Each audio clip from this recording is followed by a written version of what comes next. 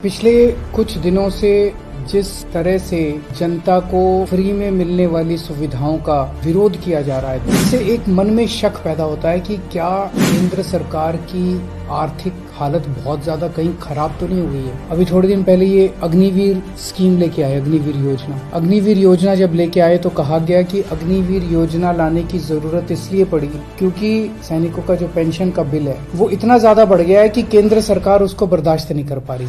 आजादी के बाद से आज तक पहली बार ऐसा हुआ है कि कोई केंद्र सरकार ये कह रही है कि हमारे से सैनिकों की पेंशन का बिल बर्दाश्त नहीं कर किया जाए। सैनिकों को पेंशन देके हम एहसान नहीं करते, सैनिक हमारे ऊपर एहसान करते हैं जब वो बॉर्डर के ऊपर अपनी जान दांव पे लगाते हैं। 8वां वेतन आयोग केंद्र सरकार ने कहा है कि अब हम 8वां वेतन आयोग नहीं बनाएंगे। 8वां वेतन आयोग क्यों नहीं बनाएंगे? कह रहे हैं कि हमारे पास पैसा नहीं है, पैसे की कमी है। केंद्र सरकार के पास अपने केंद्र के कर्मचारियों का वेतन बढ़ाने के लिए भी पैसा नहीं बचा। मनरेगा केंद्र सरकार कह रही है हमारे पास वो पैसा भी नहीं है देने के लिए। केंद्र सरकार जितना टैक्स इकट्ठा करती है देश भर से, उसमें से एक हिस्सा राज्यों को देती है। अभी तक ये था कि 42% उस टैक्स का हिस्सा राज्यों को देना होता। पिछले कुछ वर्षों में ये भी घटा के 29-30% कर दिया गया। कह रहे हैं पैसा नहीं। आजादी के बाद से आज तक 75 साल मना रहे हैं हम आजादी के।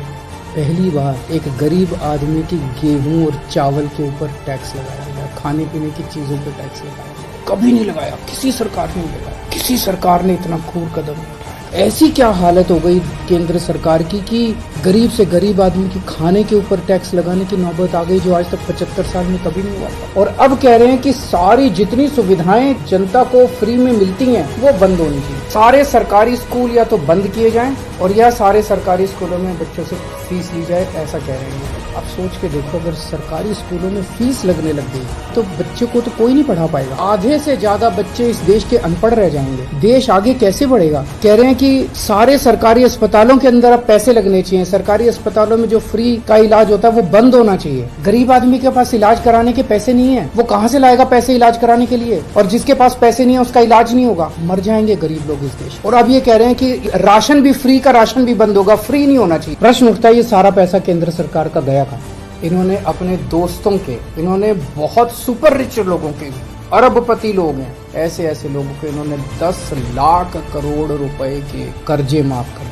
इनमें जितने के कर्जे माफ किए, कई इनके दोस्त हैं। किसी के 7,000 करोड़ रुपए माफ कर दिए, किसी के 10,000 करोड़ रुपए माफ कर दिए। अगर ये कर्जे माफ नहीं किए जाते, इतने करोड़ों हजारों लाखों करोड़ रुपए के अगर कर्जे माफ नहीं किए जाते तो इनको खाने पीने की चीजों के ऊपर टैक्स लगाने की जरूरत नहीं पड़ती। अगर ये लाखों करोड़ों रुपए के कर्जे माफ नहीं किए जाते तो आज इनके पास सेना के जवानों की पेंशन देने के लिए पैसे की कमी नहीं पड़ती। एक और चीज पता चली है, अरबपति सुपर रिच लोगों के इन्होंने बड़ी बड़ी कंपनियों के 5 लाख करोड़ रुपए का टैक्स माफ कर दिया। एक तरफ तो कर्जे माफ कर दिए और दूसरी तरफ इनसे जो टैक्स लेना था वो टैक्स माफ कर दिया। गरीब आदमी पे टैक्स लगा दिया। आपके गेहूं, आपके चावल, आपकी दही, आपकी छाछ, आपकी लस्सी, आपकी गुड़, आपकी शहद के ऊपर टैक्स लगा दिया। इस देश का आम नागरिक आज ठगा हुआ महसूस कर रहा है। इस देश का आम नागरिक आज धोखा महसूस कर रहा है। ऐसे देश आत्मनिर्भर कैसे बनेगा? ऐसे तो अपने देश के युवाओं का और बच्चों का भविष्य अंधकार में। अगर ये देश कुछ चंद लोगों के लिए चलेगा, अगर सारा सरकारी पैसा कुछ चंद लोगों पे उड़ाया जाएगा तो देश आगे कैसे बढ़ेगा?